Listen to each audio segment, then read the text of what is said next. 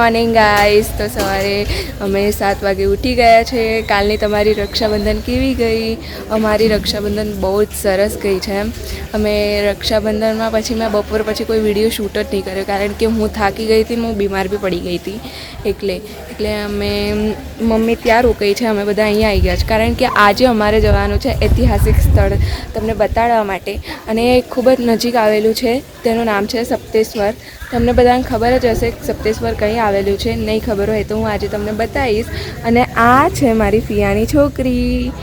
તો અમે બંને સિસ્ટર છીએ, અને એનો બી એક ભાઈ છે જે મારો બ્રધર થાય. તો કાલે અમે બધાએ બહુ મસ્ત સેલિબ્રેશન કર્યું. કાલે રાત્રે અમે કાર્ડ્સ રમ્યા, બહુ મજા આવી હતી. તો આજે હું જવાની છું અમે લોકો જવાના છીએ ઐતિહાસિક સ્થળ જોવા.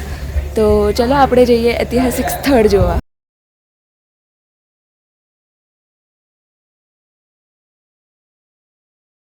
આપણે સપ્તેશ્વર પહોંચી ગયા છીએ, અને મારી ડાબી બાજુમાં તમે મંદિર જોઈ જ શકો છો.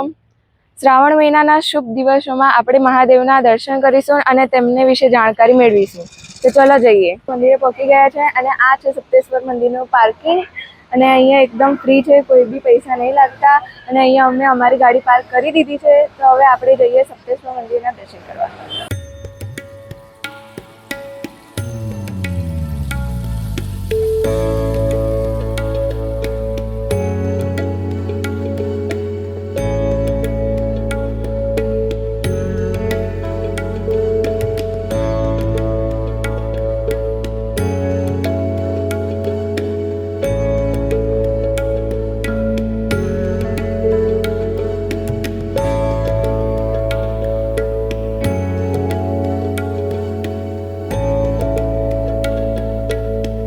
સપ્તેશ્વર મંદિર આવી ગયા છે, અને સપ્તેશ્વર મંદિરની એ ખાસિયત છે કે અહીંયા ગૌમુખમાંથી સતત પાણી વહ્યા કરે છે.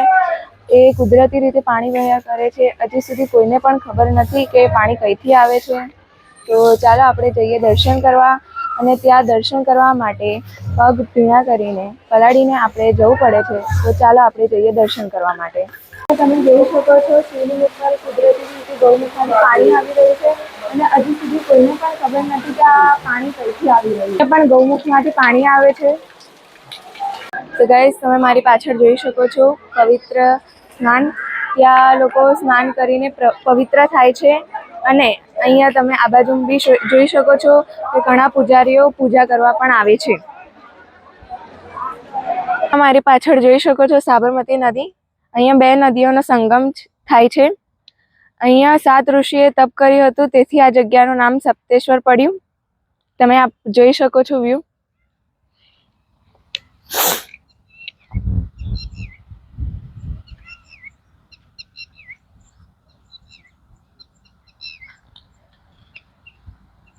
સપ્તેશ્વર આવો ત્યારે અહીંયા ભોજનની બી અલગ અલગ સુવિધા છે. અહીંયા પાછળ તમે જોઈ શકો છો હોટલો બી અલગ અલગ છે. તમને આ બ્લોગ કેવો લાગ્યો? તમે લાઈક, શેર અને સબસ્ક્રાઈબ કરવાનું ભૂલતા નહીં. તો હવે મળીશું આપણે નેક્સ્ટ બ્લોગમાં.